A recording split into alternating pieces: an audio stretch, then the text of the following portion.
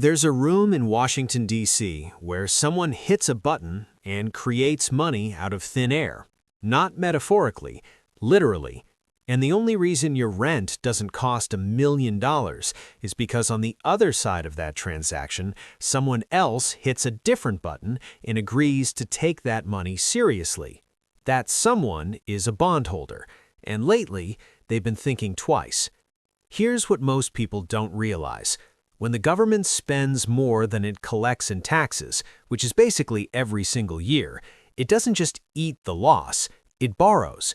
It issues bonds, treasury bonds. These are IOUs. You give the government $1,000 today, they promise to give you $1,050 next year. Safe, boring, predictable. Except the U.S. government now owes $36 trillion. That's trillion with a T. And every year, hundreds of billions of those old bonds come due, which means the Treasury has to find new buyers, not just for the new debt, but to roll over the old stuff too. So who buys them?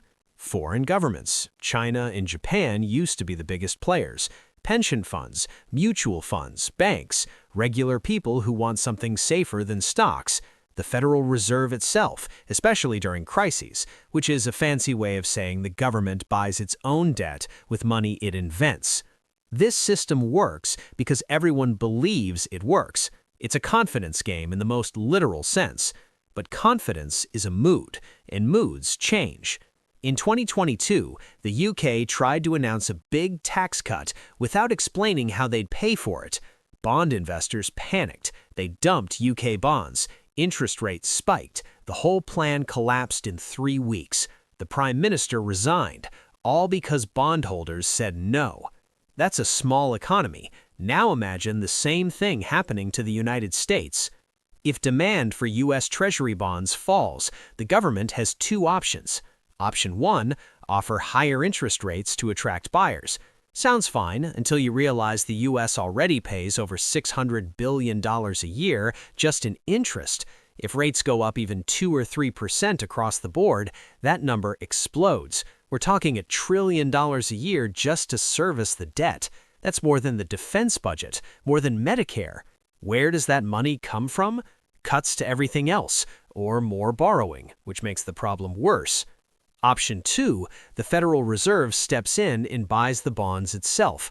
This is called monetizing the debt, printing money to pay your bills. And if you think that sounds like something a collapsing country does, you're not wrong. It's how you get inflation. Real inflation, not the 3% kind, the kind where people stop trusting the currency entirely. Here's the kicker.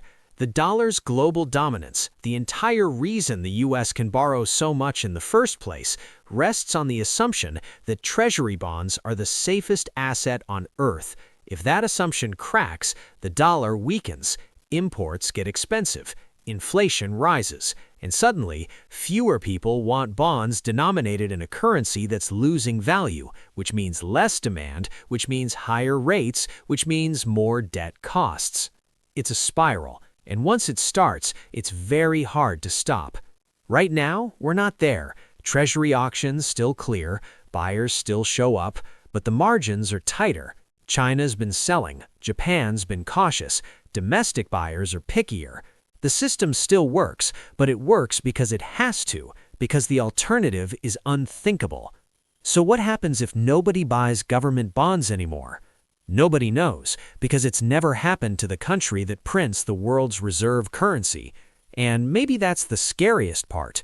We're running an experiment in real time, with no control group, and the results aren't published until after the test is over.